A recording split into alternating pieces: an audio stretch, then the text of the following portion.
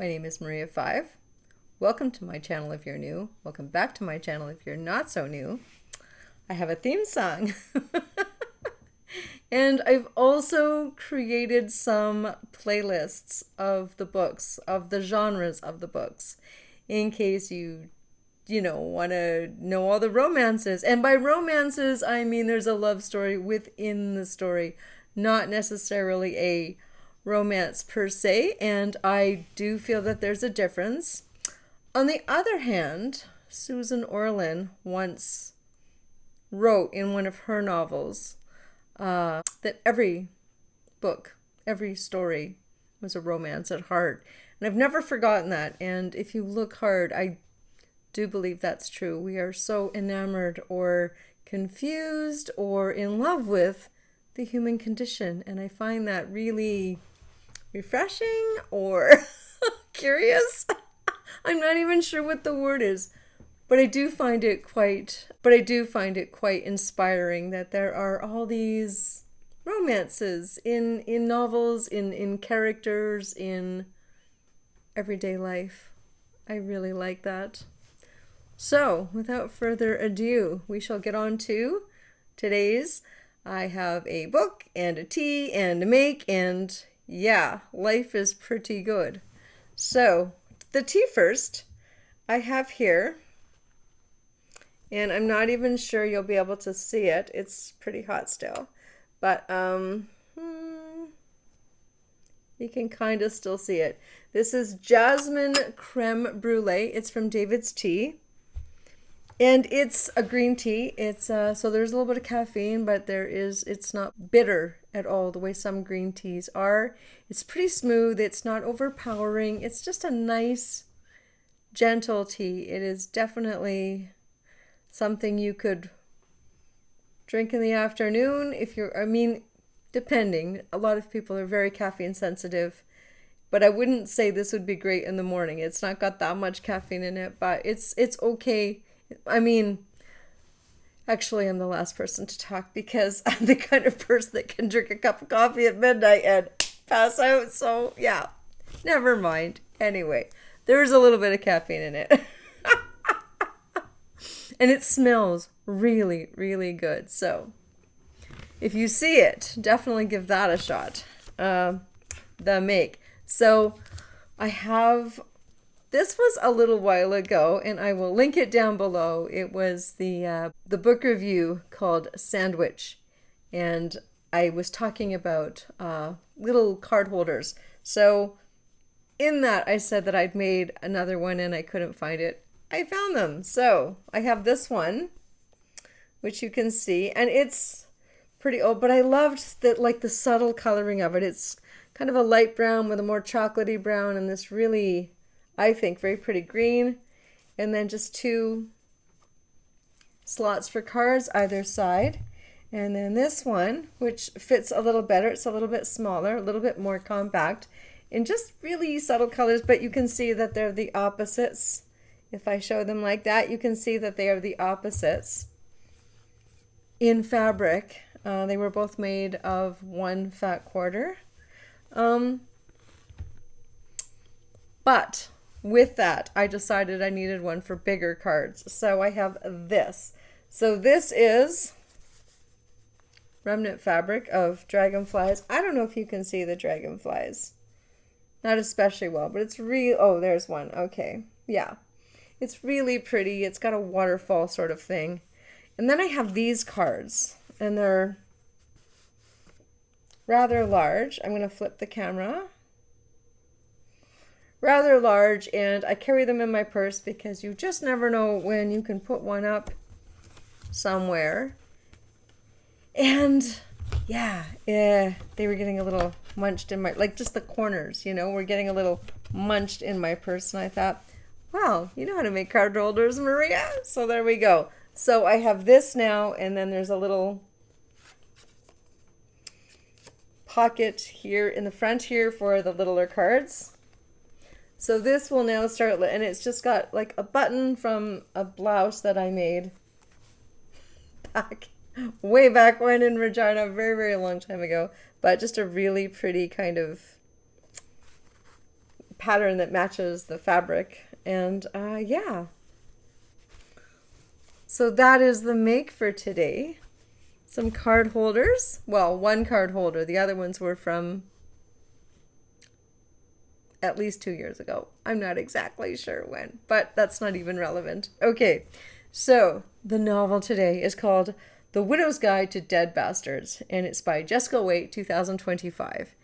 And I was in Calgary, as you know, if you've seen me before, if you follow my channel. I was in Calgary, and one of the things I like to do, and I'm not sure anybody else does it, I don't know that I've ever seen anyone else do it, but one thing I like to do is wander through bookstores, and then I have my little phone, my smartphone, and I take pictures of all the book titles, and when you read the little inset on the inside or the back, not so much the back anymore, but the little blurb about the book. And I'm like, oh, that sounds interesting. So I take a picture of it.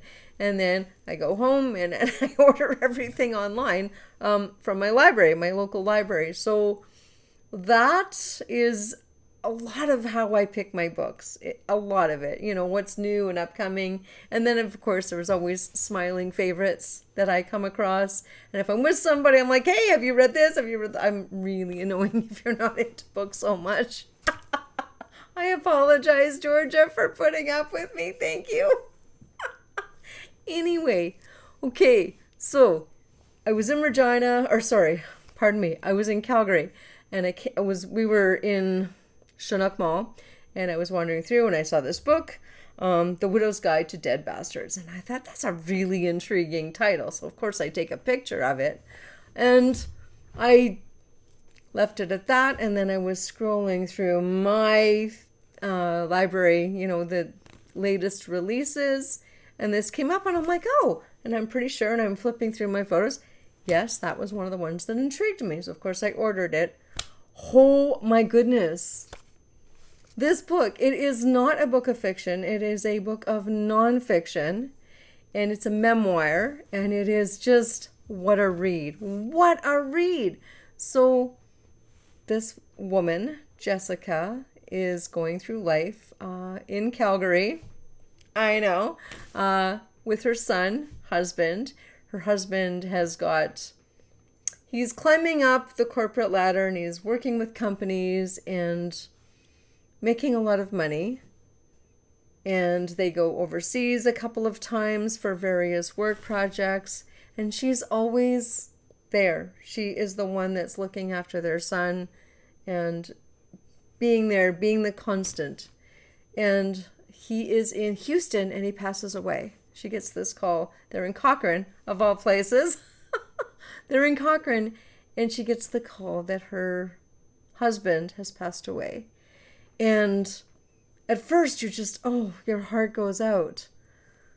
And then the backstory starts. So it's all one continuum. It's not, but it's a little bit of a backstory of their previous relationship, how it all got started and everything leading up to this, and her and the grieving process. And wow, it's a really, really powerful novel. Not even novel, memoir. Pardon me, memoir. And just the fact that it happens in Calgary, where I lived for 22 years, it was kind of exciting. I mean, I knew all those places. My son was born in Rocky View. It was just really, really cool. I really enjoyed it.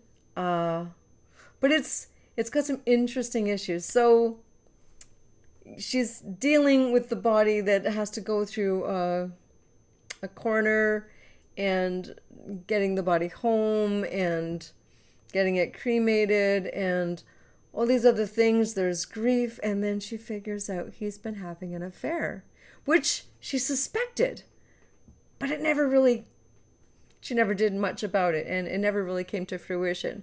But as she's delving in, going through all this stuff, it turns out that he's had this 5-year affair on her, and there was always this lack, this anger on his part, and this lack. She just wanted more of him, and it was never there. And just that whole grieving process and letting go, and it's amazing, just absolutely amazing.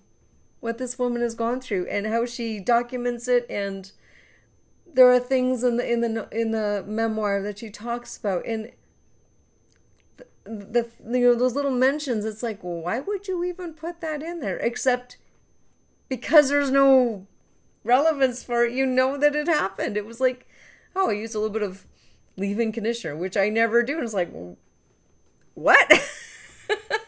But anyway, it's a brilliant novel, and it's told really well. It's got such a human element in it, and yeah, wow. I was just really, really moved by it. Yeah, so I think grieving in general, it goes through a lot of a grieving process. I mean, yeah, you don't have, I guess what I'm trying to say is you don't have to be a widow to really, really enjoy this book. It's so well written, and it's so heartfelt. You really, yeah, you just, I don't know, your heart goes out to Jessica for sure, but oh my goodness, it's just so well done. So, I don't read a lot of nonfiction. I truly don't. I've got one in my playlists of nonfiction so far, and I generally read 2 a year. That is about my average of what I read. But oddly enough, I picked up this not realizing it was a autobiography, and I'm reading another one that is another nonfiction. So 2 in a row, which is bizarre for me. But that one I'm going to be vlogging with my mom, so you won't get to see that till a little bit later. But yeah, death and grieving and holy moly. And it's a big topic. I made these earrings. These are made of jet beads. And this is in Calgary. I went to a bead store, which doesn't even exist anymore, and specifically got jet beads, which was Granny's stone, and made a bunch of earrings, and I gave them to all the females in our family as a grieving thing. And I kind of worked through my grief process that way. And everyone grieves differently, but this woman, oh, wow. Yeah. Anyway, if I've intrigued you, if I've interested you, please give this a shot. Please like, please subscribe, and I will see you again next Saturday. Take care. Bye-bye.